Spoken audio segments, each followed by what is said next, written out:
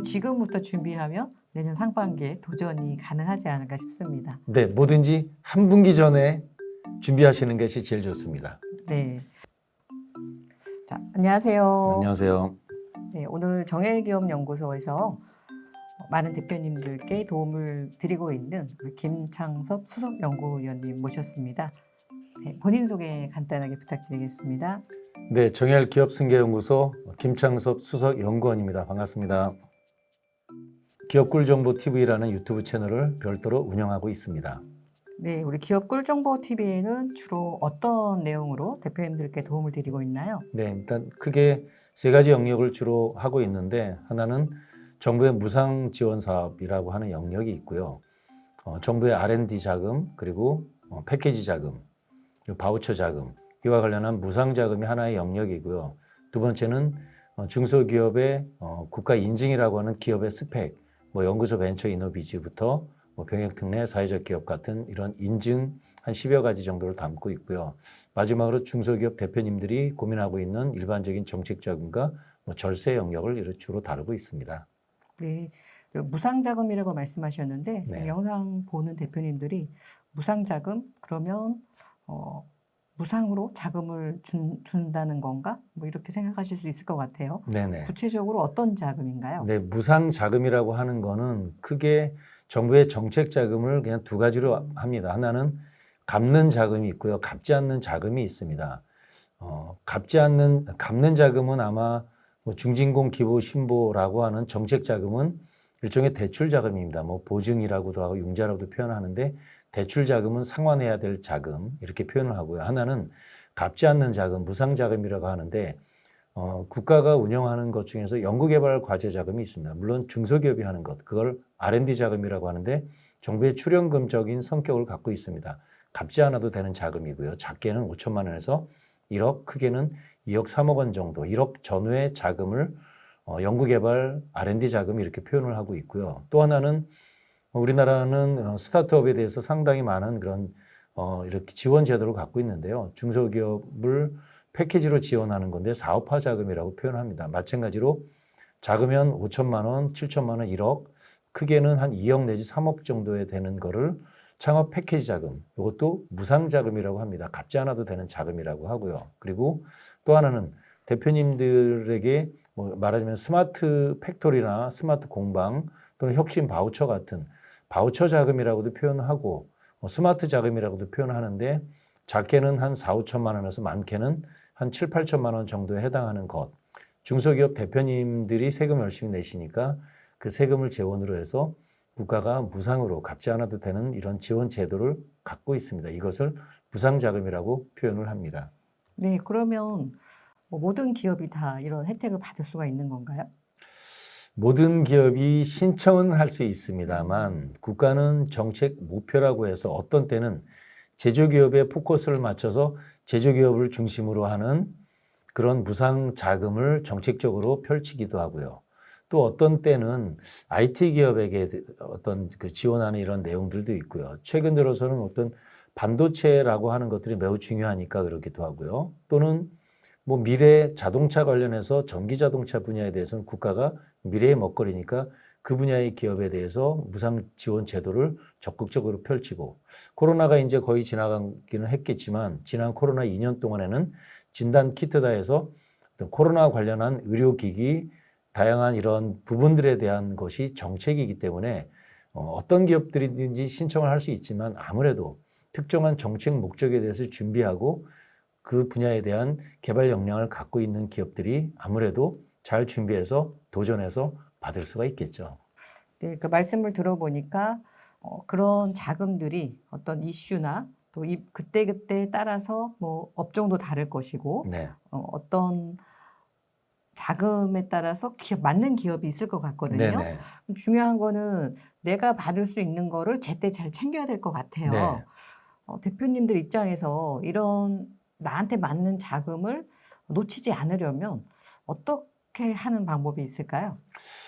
가장 좋은 방법은 그 정부의 정책적인 지원 제도를 전담하는 직원이 따로 있으면 제일 좋습니다. 그러나 현실적으로 그렇지 못할 때는 별도로 정부의 지원 제도나 정책 제도에 대해서 별도로 자문하라는 자문그룹과 사전에 준비하는 것이 좋습니다. 특히 정부 지원 자금, 갚지 않는 무상 자금이라고 하는 것은 갑자기 공고가 났다 그래서 내가 신청한다 그래서 선정되는 것들이 아니라 준비 기간을 짧으면 3개월, 6개월, 어떤 것은 1년 정도도 준비하는 것이 필요하기 때문에 잘 준비하고 그리고 내년에 어떤 다음 차수의 지원 제도가 있을 때 준비돼서 도전했을 때 성공률이 높기 때문에 전담 직원이 있든지 그런데 5명, 10명, 20명 정도 되는 그 중소기업에서 전담 직원을 두는 것이 쉽지 않기 때문에 만약에 기업 규모가 좀 작다 하면 전담 지원 그룹을 자문을 이렇게 의뢰하는 것도 필요할 것이고요. 좀 기업 규모가 좀 된다라고 한다면 누군가한테 전담 역할을 설정해 두는 것이 좋지 않나 이렇게 생각을 합니다. 네. 이런 자금들이 나한테 딱 맞는 자금이 있을 수도 있지만 대부분은 준비를 해서 네. 그 자금을 받을 수 있는 체력을 만들어야 된다고 이렇게 생각이 들거든요. 네. 예. 그러면 대표님들 입장에서는 그런 체력을 기르기 위해서 우리 자체적으로 체력을 기르면 가장 좋겠지만 중소기업 특성상 그런 인력을 확보하기라는 게 쉽지 않으니까 네. 이런 전문가들과 함께 하면서 꾸준히 그런 정보를 받고 또 역으로 내년이라도 아니면 몇 개월 후로라도 이런 자금이 나올 테니 미리 좀 준비하는 과정을 거친다면 받을 수 있는 확률이 좀 높아질 것 같네요. 정말 높아집니다. 그렇게 미리미리 준비한다면 안 될 일이 없다고 생각을 합니다. 그러면 이제 영상 들으시는 대표님들한테 큰 희망이 될 것 같아요. 네. 미리 준비하면 안 될 일이 없다. 네. 대표님들 지금 뭐 시기적으로 지원금이 많이 필요한 시기가 아닐까 싶고요. 또 대표님들 만나면 이런 말씀 많이 하시더라고요. 다른 회사는 잘도 받던데 우리 회사는 여지껏 그런 걸 한번 못 받아봤다. 이렇게 네. 말씀하시는 대표님들도 있거든요. 네, 많습니다. 네. 이런 경우에 좀 전문가를 통해서 어떤 자금이 있는지부터 큰 좀 맵을 보시고 또 우리 회사가 어떤 자금을 받을 수 있는지 뭘 해야 또 그런 부분에 적합한 회사가 될지 좀 이런 공부가 필요할 것 같네요. 네, 맞습니다. 기업은 준비만 하면 되는데 사실 정부의 중소기업에 대한 지원 제도는 흔히 전문 용어로 빅데이터만큼 정보가 많습니다. 그런 많은 정보들이 홍수를 이루기 때문에 쏟아져 들어오는 정보를 일일이 대표님께서 챙기시는 것이 현실적으로 어렵습니다. 그렇게 할 것보다는 적당한 필터링이 매우 필요한데 수많은 정보를 대표님의 기업의 체력에 맞는 지금 현재 조건에서 맞는 어떤 지원 사업이 있겠고요. 혹은 대표님의 컨디션이 현재 이만큼 단계니까 조금 더 준비하면 이 정도의 지원 사업을 할 수 있겠다라고 하는 거를 어떤 전문가의 어떤 판단을 통해서 준비하신다면 오히려 경영이 훨씬 더 효율적이지 않을까 이렇게 생각을 합니다. 네, 아까 이제 스마트 공방 이런 말씀해 주셨는데 네. 구체적으로 좀 이런 지원금의 명칭을 좀 몇 가지 쫙 말씀해 주시면 대표님들 좀 이해가 더 쉬울 것 같거든요. 네네. 그럼 일단 R&D 지원 사업이라고 한다면 대표님들이 갖고 있는 혹시 이제까지 없었던 어떤 새로운 기술이라고 하는 영역이니까 R&D는 기업체 대표님들이 어떤 건지에 대한 감이 있으십니다. 대표님들이 현업을 하시면서 가장 정부 지원 사업과 갚지 않는 무상자금과 가장 좀 적합한 아이템 몇 가지를 말씀드리면 첫 번째 금방 이야기하신 스마트 공방 혹은 스마트 팩토리라고 하는 영역입니다. 스마트 공방이라고 하는 거는 기존의 스마트 팩토리라고 한다면 뭔가 자동차나 반도체 생산 공장처럼 중후장대한 걸 생각하지 않습니까? 그런데 그런 정도만이 아니라 작은 심지어는 3인, 5인 정말 작은 중소 제조 기업도 뭔가 생산 현장에서 공정에 스마트한 자동화와 그거를 데이터 처리한다라고 하는 그런 내용들이 도입되면 매우 좋을 텐데라고는 그 공정하면서 생산하면서 애로사항이 있었을 겁니다. 그런 부분들에 대해서 정부가 만들어 놓은 제도입니다. 2021년, 2022년 그리고 2023년까지 스마트 공방 제도가 여전히 지속될 걸로 보입니다. 따라서 대표님 기업이 제조업 제조업 기업이다. 개인기업, 법인기업 괜찮습니다. 내가 새로운 우리 생산 현장에서 뭔가 좀 공정을 개선하고 자동화 장비를 들여놓으면 좋겠다. 그리고 적절한 데이터 처리를 하면 좋겠다라고 하는 그런 내용이 있다면 도전하시면 좋습니다. 금액은 뭐 약 4,900만 원인데 약 5천이라고 생각하시면 됩니다. 정확히는 4,900만 원이 정부 지원 금액입니다. 무상 자금으로 지원되는 부분이 있으니까 제조기업의 하나입니다. 대표님들 도전하시면 좋겠습니다. 첫 번째 스마트 공방 지원 사업이라고 하는 것이 있습니다. 이 스마트 공방은 상설로 아무 때나 신청이 되는 건가요? 아니면 또 특정 기간이 있나요? 네.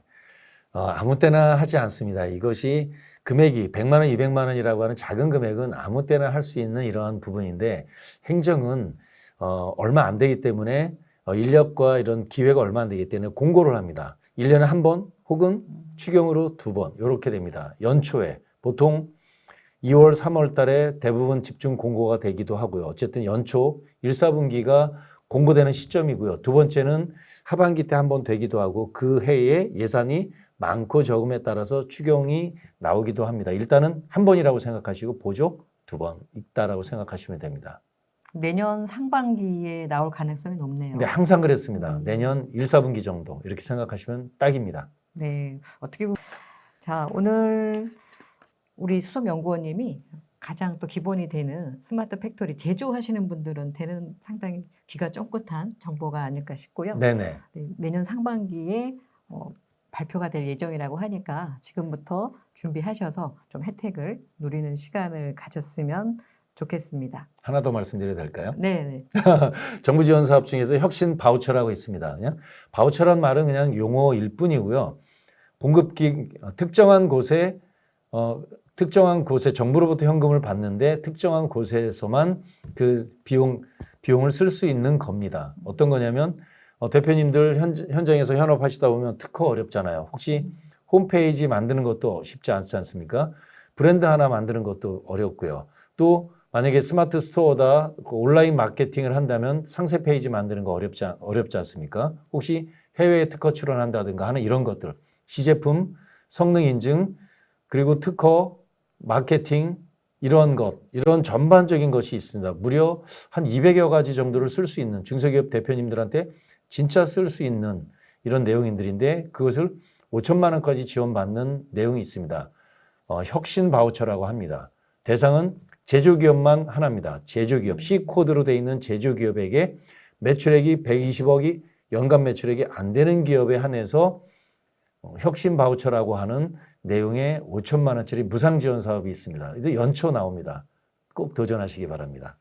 네, 무상이면 해당이 된다 그러면 그 지원을 받고 우리 회사에 맞게 쓰면 되는 거고 네. 갚지 않아도 된다는 말씀인 것 같아요. 네, 안 갚으셔도 됩니다. 네, 이런 혜택들이 네. 국가에서 이렇게 지원하는 게 있는데 정보가 없다 보니까 네. 좀 혜택을 제대로 못 누리는 대표님들 많으신 것 같아요. 네.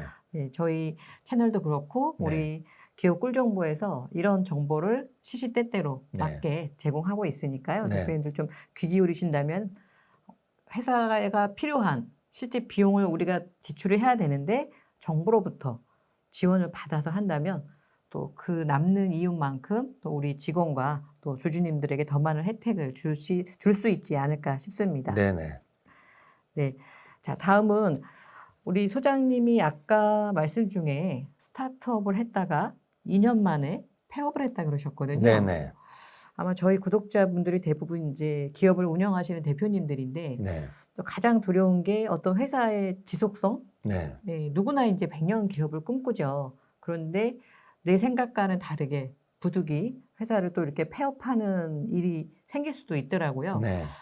자, 그 당시에 왜 그런 일이 있었는지 그리고 지금 이제 전문가로서 대표님을 도와주는 컨설턴트로서 이런 부분에 대한 정보를 좀 드리면 대표님들이 기업을 영속하는데 좀 도움이 될 것 같다 하는 내용이 있을까요? 네.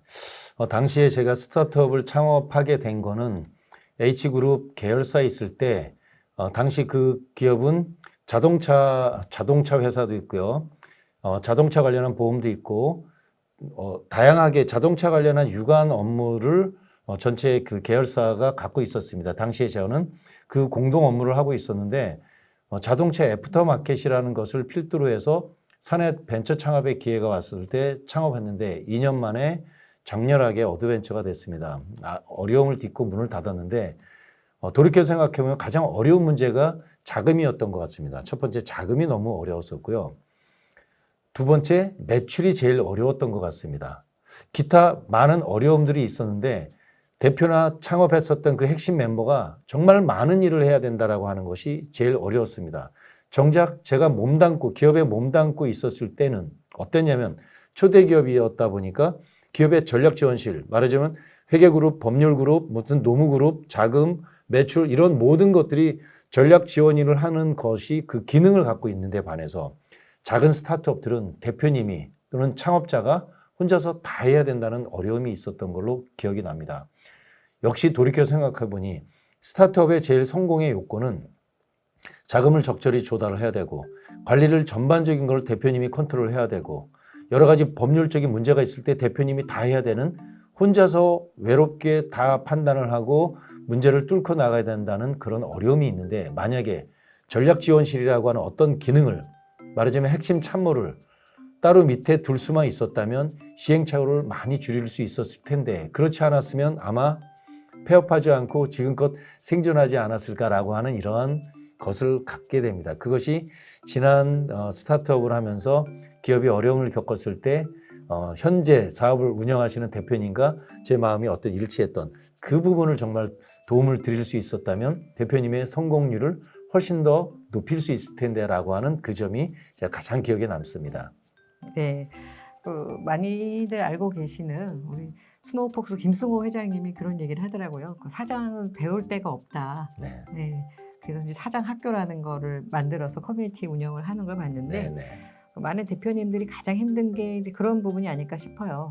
이걸 누구하고 의논을 할까? 네. 이런 고민들을 많이 하시는데 네. 이런 경영 전략 시 회사에 두지 못하더라도 외부의 네. 전문 기관을 통해서 도움을 받는다면 혼자 할 때보다는 훨씬 더 많은 현명한 선택이 네, 가능하지 않을까 네, 싶습니다. 맞습니다. 네. 자, 아까 이제 스타트업 창업법 가장 어려웠던 게 자금이라고 말씀하셨거든요.